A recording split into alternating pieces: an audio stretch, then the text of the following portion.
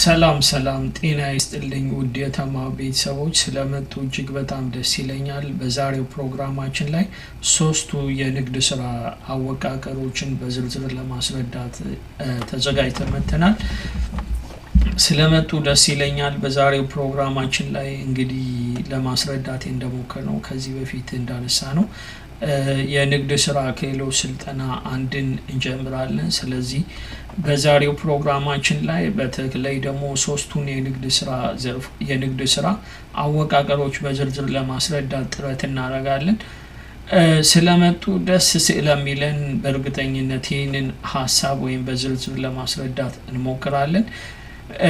ያው እንግዲህ ይህ ሀሳብ የተሟላ የሚሆነው በዋናነት ከዚህ በፊት ስለ ንግድ ምንድነው፣ እንዴት ይሰራል፣ በምን አይነት መልኩ ይሰራል የሚለውን መነሻ አይነት ገለጻ ያዘጋጀን መሆኑ ትዝ ይለኛል። ስለዚህ እሱን አይተው ቢመጡ በእርግጠኝነት ይሄ ቪዲዮ የተሟላ መሆን ይችላል ብዬ ተስፋ አረጋለሁ። ስለመጡ እጅግ በጣም ደስ ይለኛል። ቀጥታ ወደ ዝግጅቴ እገባለሁ። ስለዚህ ወደ ዛሬው ዝግጅት ስንገባ ሶስት አይነት የቢዝነስ መዋቅሮች አሉ። ሶስቱ መሰረታዊ የቢዝነስ አይነት መዋቅሮች፣ አንደኛው በአማርኛ የአንድ ስራ ወይም የአንድ ግለሰብ ስራ ነው። ሁለትና ከዛ በላይ ሆኖ በህግና መተዳደሪያ ወይም በስምምነት የሚያቋቁሙት የንግድ ስራ አይነት ሽርክና ይባላል። ከዛ ውጪ አምስትና ከዛ በላይ ሆኖ የሚያቋቁሙት የንግድ ስራ አይነት ደግሞ አክሲዮን ማህበር በመባል ይታወቃል። ስለዚህ በዋናነት ስለ ሶስቱ አንድነትና ልዩነት በዝርዝር ለማስረዳት ጥረት እናደርጋለን። ስለመጣችሁ እጅግ በጣም ደስ ይለናል። ስለዚህ በመጀመሪያ ደረጃ ለማስረዳት የምንሞክረው የአንድ ግለሰብ ስራ ወይም ደግሞ አንድ ግለሰብ እንዴት ሊሰራ ይችላል የሚለውን ነገር በዝርዝር ለማብራራት ጥረት እናደርጋለን ማለት ነው። የአንድ ግለሰብ ንግድ ወይም የአንድ ግለሰብ ስራ የምንለው ያው በእንግሊዝኛው ሶል ፕሮፕራይተርሺፕ የምንለው ባለቤትና አስተዳደር ልዩነት የሌለበት የመነሻ ካፒታሉንም ሁሉንም አጠቃላይ ስራ ቁጥጥሩን ጨምሮ ራሱ የሚሸከመው ወይም መስራቹ ራሱ የሚሸከመው አይነት የቢዝነስ አፈጣጠር ወይም ደግሞ የቢዝነስ ሁኔታ እንደሆነ ልንረዳው ይገባል ማለት ነው። ስለዚህ እሱን ማወቅ እጅግ በጣም አስፈላጊና ተገቢ ይመስለኛል። ስለዚህ በዋናነት የዚህ ቢዝነስ መለያ ባህሪ 2 እና 3 ናቸው። የመጀመሪያው ነገር አጠቃላይ ስራውን በራስ መከወን፣ ከዛ ውጪ ትርፍም ካለ ኪሳራም ካለ ለራሱ መውሰድ ይሆናል ማለት ነው። ከዛ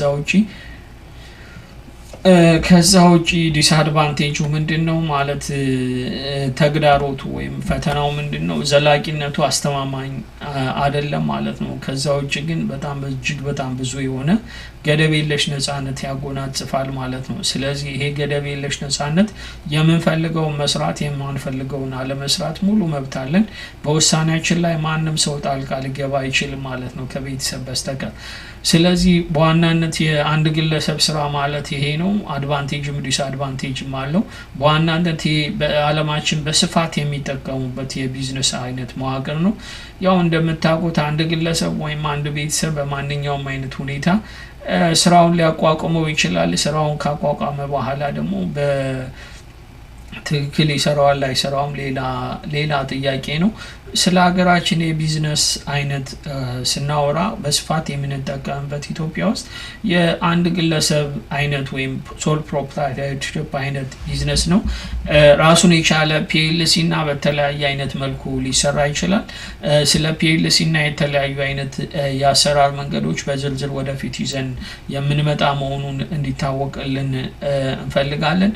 ስለዚህ ስለመጣችሁ እጅግ በጣም ደስ ይለኛል። ሶል ፕሮፕራይተርሺፕ ላይ ያለኝ ሀሳብ ይሄ ነው ማለት ነው። ይህንን በዚህ መልኩ ከተረዳችሁልኝ ወደ ቀጣይ ገለጻዬ ስገባ ሁለትና ከዛ በላይ በስምምነት የሚያቋቁሙት የቢዝነስ አይነት ደግሞ ሽርክና ወይም ደግሞ ፓርትነርሺፕ ይባላል ማለት ነው። ሁለትና ከዛ በላይ አይነት ሰዎች ሊሳተፉበት ይችላሉ።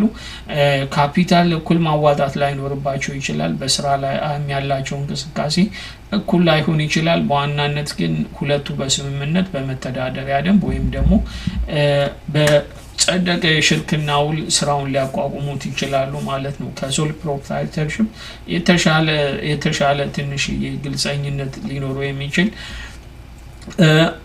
የራሱን የቻለ መዋቅር አለው። በዋናነት ማኔጅመንቱ ማለት ቁጥጥሩ ማን እንደሚይዘው፣ አስተዳደሩ ማን እንደሚይዘው፣ ካፒታል በምን አይነት መልኩ እንደሚዋጣ በዝርዝር የሆነ ዝርዝር ማብራሪያ ስምምነቱ ላይ ስለሚኖር እጅግ በጣም ትንሽዬ የተሻለ ነው። ይሄም ቢሆን ዘላቂነቱ አስተማማኝ አይደለም። ስለዚህ ስለ ችግሮቹ ስለ ሽርክና ስራ ችግሮቹ ለማውረድ ስንሞክር አንደኛ ሁለትና ከዛ በላይ ሰዎች የሚሳተፉበት ስለሆነ ሁለትና ከዛ በላይ ሰዎች የሚሳተፉበት ስለሆነ ውሳኔ ላይ ግጭት ሊፈጠር ይችላል። ከዛም ውጪ ገደብ የለሽ ተጠያቂነት ያመጣል ማለት ነው። ገደብ የለሽ ተጠያቂነት ያመጣል ማለት ነው። ለምሳሌ ኤ እና ቢ የሽርክና ቢዝነስ ቢፈጥሩ፣ ስለዚህ ዋናው ቢዝነሱ ኤቢ ተብሎ ሽርክና የተቋቋመ ድርጅት ከባንክ ቢበደር፣ ስለዚህ ማለት የተበደረውን ብድር ቢዝነሱ መሸፈን ባይችል ወደ ኤ ንብረት ወደ ቢ ንብረት በቀጥታ ይመጣል ማለት ነው። ስለዚህ ለዛ ነው ገደብ የለሽ ተጠያቂነት አለው ተብሎ የሚታሰበው ማለት ነው። ስለዚህ ይሄም ቢሆን በራሱ አንድ ትልቅ ፈተና ሊሆን ይችላል። በዋናነት ግን በተለይ ደግሞ አንድነት ህብረት ኃይል ስለሆነ ከሶል ፕሮፕራይተርሺፕ የተሻለ አይነት ምክንያታዊነት ሊታይበት ይችላል። ምክንያቱም ሁለት ሰዎች በተለያየ አይነት የመረጃ አቅም በተለያየ አይነት አተያይ የተሻለ ሀሳብ ይዘው ስለሚመጡ ማለት ነው። ስለዚህ እሱም ማወቅ ወይም እሱም መረዳት እጅግ በጣም አስፈላጊና ተገቢ ይመስለኛል። ስለዚህ ስለ ሽርክና ያለንን አስተሳሰብ እንደዚህ ከቋጨን፣ በሶስተኛ ደረጃ የአክሲዮን ቢዝነስ ወይም ደግሞ አክሲዮን 5 እና ከዛ በላይ ሰዎች የሚያቋቁሙት የቢዝነስ መዋቅር ሲሆን በዋናነት አክሲዮን የሚቋቋመው እንግዲህ እጅግ በጣም ግዙፍ የሆነ ካፒታል የሚፈልግ አይነት ቢዝነስ ሲሆን በአክሲዮን ይቋቋማል ማለት ነው። ስለዚህ የአክሲዮን ጥሩ ነገሩ እጅግ በጣም ወሰብሰብ ያለ የቁጥጥር ሂደት፣ እጅግ በጣም ወሰብሰብ ያለ የአስተዳደር ሂደት ያለው ቢሆንም በእርግጠኝነት አቢዩዝ ለማድረግ ደግሞ ምናልባት ቀላል ሊሆን ይችላል በአስተዳደር ደረጃ ማለት ነው። ስለዚህ አክሲዮን ግን እጅግ በጣም ቀጣይነቱ ጥያቄ ውስጥ ሊገባ የሚችል ምንም ጉዳይ አይደለም ማለት ነው። ለምሳሌ አበበ ወይም አየለ ቢሞት በአክሲዮን ቢዝነስ ውስጥ ምንም አይነት የራሱን የቻለ ተጽዕኖ ላይኖረው ይችላል ማለት ነው። ምክንያቱም አበበ ወይም አየለ ወራሽ ይኖራቸዋል፣ ወራሾቻቸው አክሲዮኑን ይወርሱታል። ግን አክሲዮኑ ሰው ስለሞተ ብቻ ላይበተን ይችላል ማለት ነው። ስለዚህ እሱ አንድ መልካም ነገር ነው። ያላቸው ኢኮኖሚያዊ ጠቀሜታ እጅግ በጣም ሰፊ ነው። ለብዙ ሰው የስራ እድል ይፈጥራሉ፣ ለብዙ የህዝብ የኢኮኖሚ መነሻ ሊሆኑ ይችላሉ ማለት ነው። ከዛ ውጪ ግን ቁጥጥሩ ልዩ ጥንቃቄ ያስፈልገዋል። ያው እንደምታውቁት በህግ ደረጃ የተቀመጠ የአስተዳደር እርከን አለ።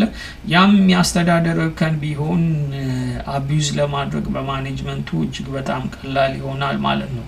ስለዚህ በተለይ ደግሞ የኢትዮጵያ ባንኮች ይሄ እና አይነት ችግር ያለባቸው ይመስለኛል።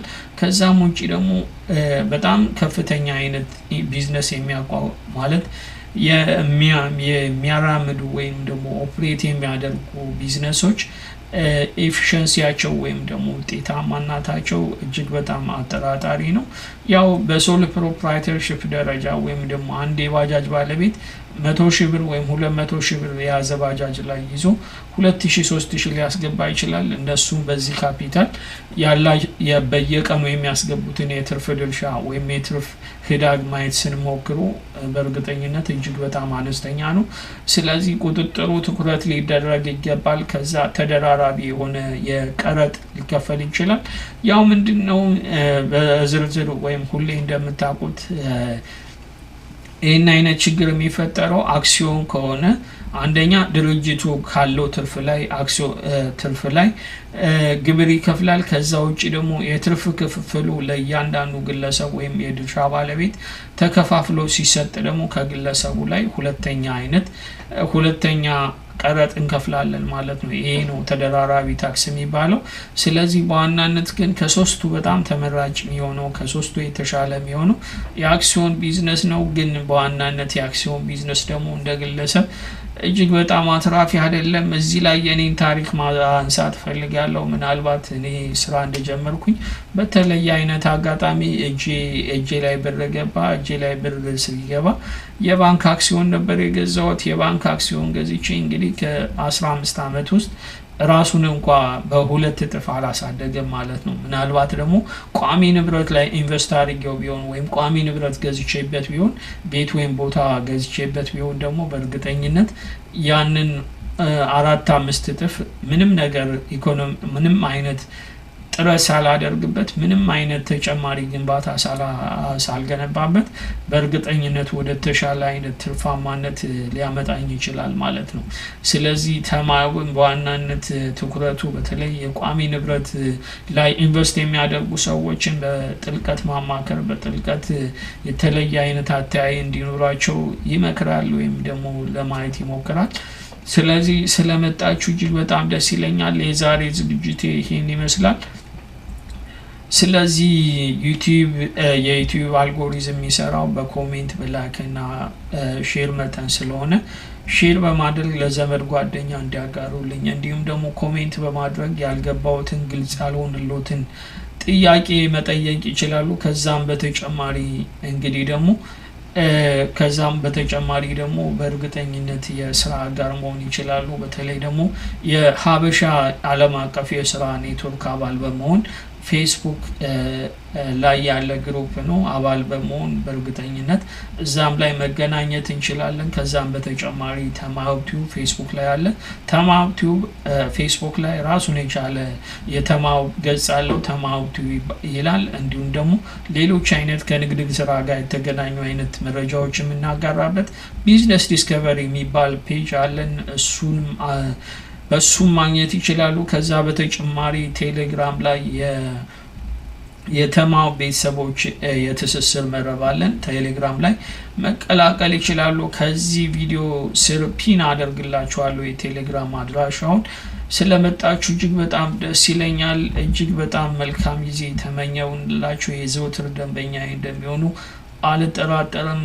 እድሜ ይስጥልኝ በማለት እለያችኋለሁ። መልካም ጊዜ እንዲሆንላችሁ ተመኘው። የዘውትር አገልጋያችሁ ተማው ከቶሮንቶ